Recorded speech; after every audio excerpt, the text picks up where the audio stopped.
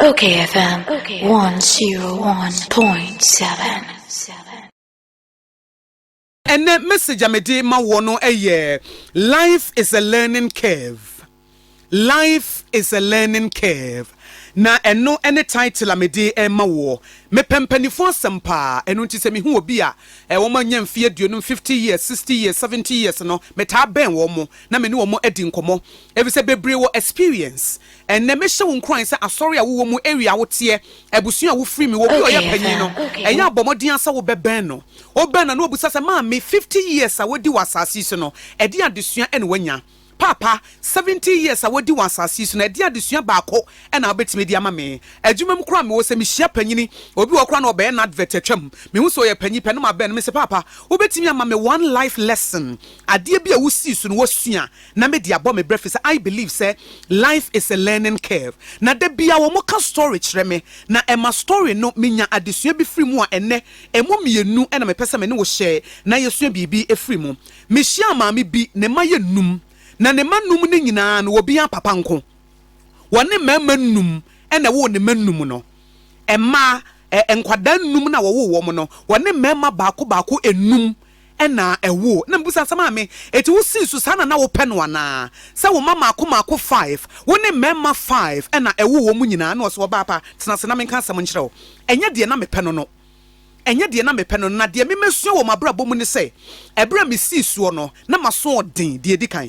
ana de toso mienu na mensua de se bibi tomia mensua bibi mfrim eti ade ne tomia na asa ba betomi biem eno nti nenam so a memanu mama wo mo no obi a papa nko e se me ne be ma bi hia na me ne be ma ne ko relationship mu a de mehunu no mensua bibi mfrim e ma ne nyense na ho ene adesua mame eti mfuro no ma sa kofa be ma foforo na sa be ma kro no ade di kan no kra me gya no kra yesi de otoso mienu no afa mi gya no asa enti eno na ye mabrabo eti nyese bia sana na me pɛ no se abayo a mesi so no ma wo num na me ne mema num ena wo mo na se nkwada num no obi a papa nko enye sana na me pɛ no na me ya abayo na me ho ofe na maso odin me ye madwe se de me pa na me ye ena na me di ma ho ofe achi eno na aba be wie me se yie eti de me ka ne se wo bra na wo bɔ no ne ye betu bia no eye sua bibi frim sua se be ya be move forward ema bibi meto ensanto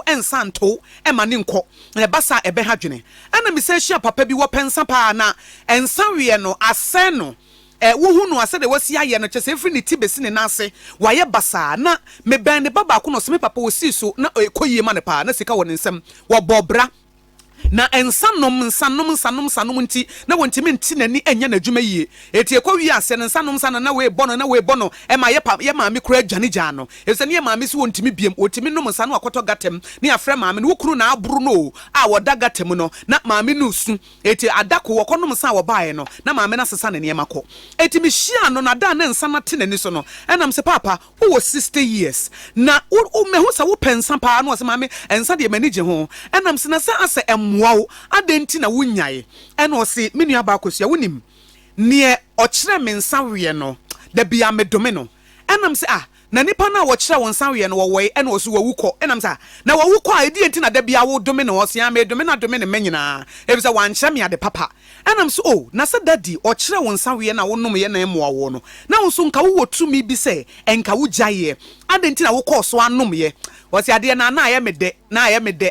anti ekire no menya problem bi anasa me to haw bi mo pe na ye me se abrabo mo setena ne do so ma menwensa na me fa nkata so enti sa na eye eti ebre bia bibi beto me no se bi obi di me sika dwane anasa bi obi di me hwamo ana madamfo bi ade etia me pe na mawensa na me di akata so eno na mawe ama me yiri dwane gya me madwuma nyina ye basa a me makora no wo mo bamia na wo mo efere eti saa nipa no a wo kire me nsa we no da bia ya me dome no na emom no me san blemu me ho sa me ma me ho kwan ema obi e kire me a kire bone enti ade ba ko me nya free sa ma me ya me koshi anu eni papa me koshi omo story ne say life is a learning curve ade bi e betu bia adesua wom ade bi e betu bia adesua wo nemom egina wo so se wo beye wadwen se wo besua bibia firi mu ananse wo besan koto amena no emu ebise won krofo bi wa wo mo bobra onim sasa ade we emoa na pa but wonye na dwen se wo begem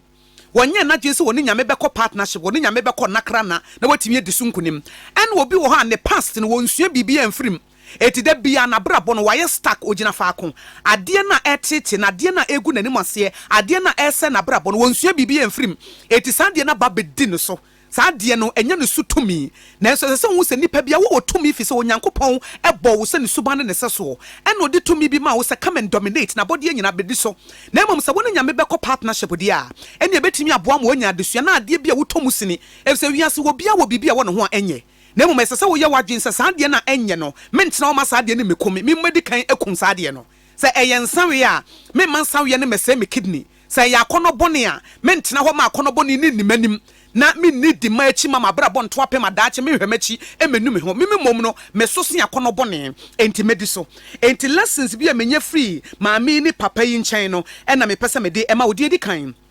mistakes are part of life ewiase obi aye mistake eye part of life na de wo mu ne se esese wo sua bibi frim na wo de a better human being ebire bi a wo beto fom na bibra baby bi enye ebi na wo ya baayo wo ye teenager na wo school mu no wo anyere wo ho ansua de ye de ko to se ko sua adwuma no kra wo ansua na wo kodi boy bi achi e na afa ko wo mienu ko wo miensa e na boy na gya wo ho ne wo no ma ekom de wo mo eye mistake bi a wo ye nanso no nkyere se wabrabo no abawieye you can learn from that mistake enti mistake de ewiase obi aye bi de ehia ne se obesua bibia free na beboa wo ena de tosumie no don't relive the mistakes obi wo ho anem fomso obi oye ya echemu no saa de ne daso edi ne so saa de ne daso di ne so da bia wo kakai ne ho saa ntiama awreho die afa na brabo mu ma maami anase papa wontimi nkɔ wachi enkɔsesa no emfa wo ne gina wo bedwene ho wontimi nsesa no sua bibi free na move forward se wo won kwan de wo wade etu wadanfo bi ayi wo maaye wo sika bi a ehye enamfofo boni bi a wo de wo ho kɔbɔ wo mo a wo mo de suban boni bi ma wo no memma eno nhya wo so na mfa nya excuse na da bia no nka se ma bra bɔ no se ya na bɛyɛ da bi esese wutimi eye hu bibi eti memma eno eni wo sunkunim ena de to so biem don't let it dominate you said me kan no obi wo ho asade no a 10 years ago ade bi esi 15 years ago de esi eno ena edi ne so da biara da. And don't allow guilt and shame to stop you from moving forward. Obi wo ha sa guilt no, meshi abayo bi a wokodi wo bi kunachi, e ma nipa no egya na yere ne mato ho. Na ekwa wiase no wonne bema na brabo na nsi wo mu ye da. Efse no onim se papa no wo yere. E na wodi papa no wo che Akosua me de papa ne fa baabi. Wo gya na yere ne ne manyina ho na afa won hya na yere biem, na won hya ne mabiem. Efse me de bibi fa nani ase. Papa ne bedi machi ne anko wie ye mienu nyina yie. Echire no mabrabo eto apen eno nkyere se sande na wo ye samfom so na wo ye no ewom sampa ese ye busua ese wo ba bia ware ni fie ese wo bi emade wo ye boni emu odu nanso so wo se boni facha bible say se epam ka ye boni a wo ye tene ne no kwafo so wo de beche ye na wo masade no wo move forward ese se wo kopa nipa ne chompo akono kopa ne chew obi a waye ne boni bia ko ne kopa ne chew na watimi move forward ena de me di chato you can begin again. You can begin again. Wobetimi asan chance biem. Se wonya nwuye die, wobetimi asan chance biem. Lessons a wonya nyina wobetimi agada. Obi wo ha sika ba ne nsem wo no de sika na ya atoto na watoto ne ma na ne sika nyina ahye. Nanso enne nyame a wadom na wo ye bibia. Wobetimi ahyase se me de 1 cedi beto, me de 2 cedi beto. Me masa sika die basa impulsive buying no ense mabrabo e ma daache me nkosere ne medidi. Enti life is a learning curve. Ebra ye kwa ye ba no na yesua bibi frim. Eye suade free wo mistakes mu. Eye suade free wankaso abrabom. Enipa etwa ho ahia nso eye sua bibi efiri wo mo nchen. Wei eye ade chia bia motivational message amede ema wo ewo okay 101.7 FM so okayfm 101.7